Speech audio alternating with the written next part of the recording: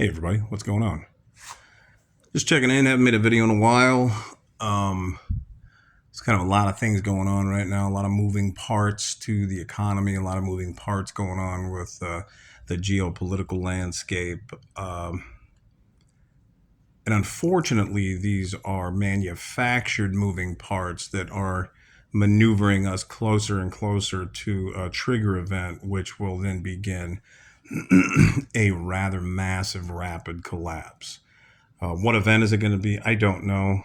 I do have, I have a feeling it's going to be an event that is going to lead us to suspend the election. I don't know that the election is winnable even via fraud for the left. So that only leaves them with one option. Actually, two options. One is eliminating the guy running, and which is an option, and number two, creating a an event so massive that it suspends the election. And there's a couple of ways they can do that too, via a pandemic. They're planting the seeds here with the monkeypox, which don't buy any of the hype. It's essentially an STD. If you're not a homosexual engaged in that type of activity, and you are not a prostitute, really, you are at zero risk. So, they're planting the seed there and just preying on society's inability to do their own research on what it is, and fraud and deception and outright gaslighting and lying. So they've got that avenue they can go. They have got 1/3 of our entire Navy situated within striking distance of Iran. And if we do that, I do truly believe Hezbollah inside of the United States. I believe they've got hundreds of thousands at this point situated. Really, they could, if they all attacked at once, hitting power grids strategically, substations, etc., in and outside major metropolitan areas, several other events, all done coordinated at the same time to bring commerce and the supply chain to a halt, would really, really, really massively disrupt everything. So, in my opinion, that is the most, in my opinion, they'll make a play on Trump, number one, because that would be quick and easy. Number two would be that way. And I think, I honestly, for some reason, my intuition's telling me that it's going to go that second route. When? I wish I could tell you it was years from now, blah, blah, blah. I really don't think so. I really think it's in the pretty short term. If you start to look of all the components moving into place for this, I really hope everybody gets themselves prepared. I hope everybody has bought what they need or have somebody that's doing that for them.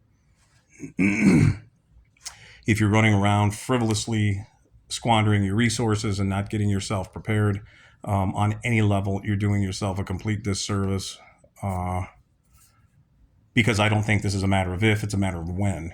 Now, we're not talking really hypothetical here. We're not talking, this might happen, blah, blah, blah, many years down the road. No, we're talking about right around the fucking corner. We're talking real close.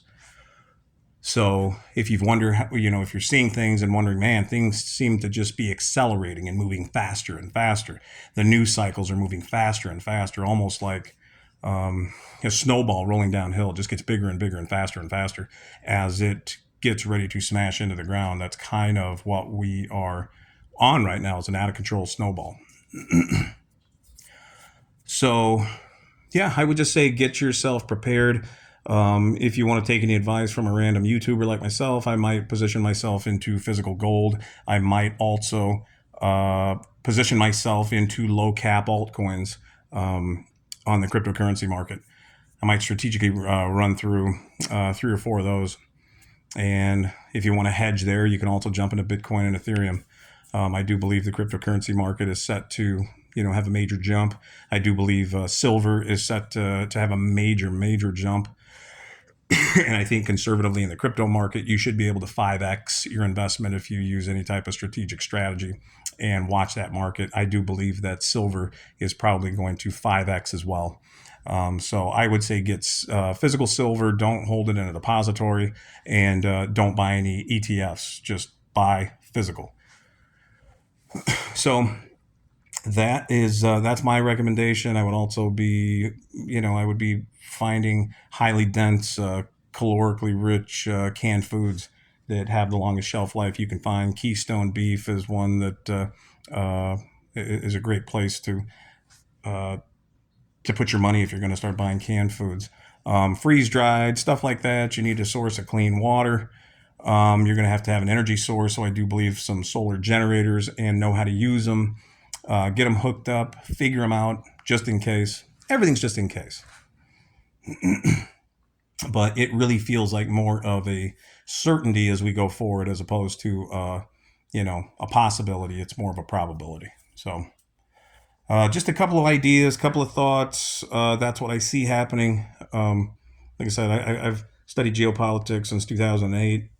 The longer you're in it, the more you see, the clearer you see, and your knowledge tends to compound year after year and decade, stepping into another decade. Things just become very, very clear. So, just these are just my thoughts. Take them for what you will, and if you don't, that's okay too. If anything in here resonated with you, give the video a thumbs up, and if it didn't, that's okay too. We'll talk to you later. See ya.